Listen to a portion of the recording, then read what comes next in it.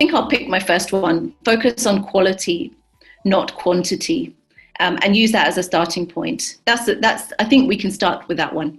The importance of strengthening the link between debt, governance and growth. And it ties very, very well with what Ms. Ryder just said.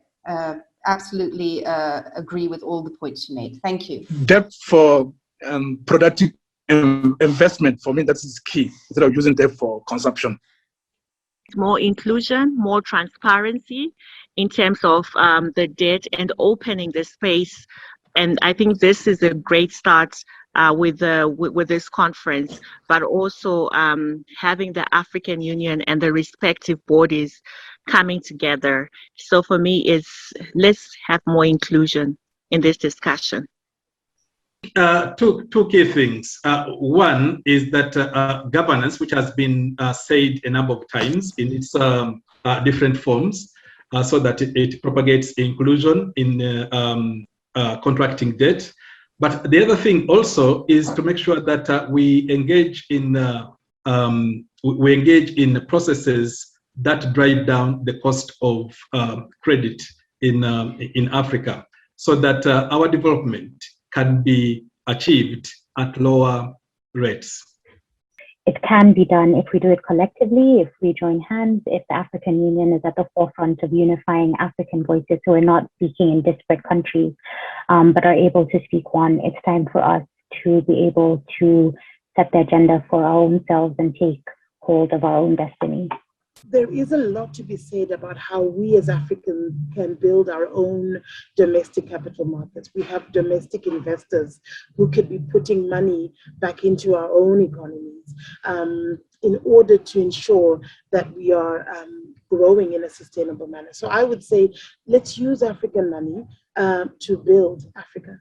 Thank you. The takeaway is that as a young continent, young people have to actively participate in processes where decisions are made, especially decisions that affect their future. We cannot have 8-year-olds borrowing money to be paid back in 50 years, for example. So my takeaway is that let's have young people participate in processes that lead to decision making, or where decisions are made, and this cuts across whether it's resource mobilization, whether it's allocation, or even utilization. It all goes back to where the power is and where the decisions are made. Thank you. The opportunity that the African Free Trade Area provides in really leveraging our comparative advantage as the 54 nations of Africa to benefit our people and ensure that, for instance, small-scale farmers are able to feed our continent, and we reduce the food import bill. There's no reason why we can't feed ourselves as Africans, and at the same time that our entrepreneurs, our innovators are creating jobs, as others have said.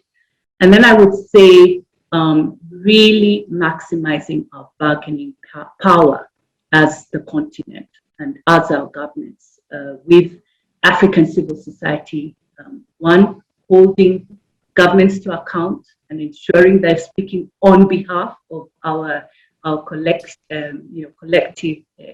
population, and similarly complementing the efforts at government level. A huge thank you to my panelists that joined us this afternoon as we closed this conference. A huge thank you to all of the participants that took time off their busy schedules to join us as well. The conversation doesn't have to end here. Keep the conversation going on social media. We have been trending over the last 3 days, and we have lots of other events coming up with AfCoDD as well. So be sure to follow all of the happenings on their website as well as on social media. They are on Instagram, they are on Twitter, they are on Facebook, they are on YouTube. Please do go and follow them right now so you can stay up to date with all of the events that they have planned. The hashtag that we've been using is AfCoDD 2021, hashtag Africa Rule Maker, hashtag Africa Economic Justice. Tell us, to you what it really means for Africa to be a rule maker. To read and sign the Harare Declaration, go to www.afrodat.org/initiatives. Click on AfroDat Conference on Debt and Development, and then read more. And finally, the outcome statement.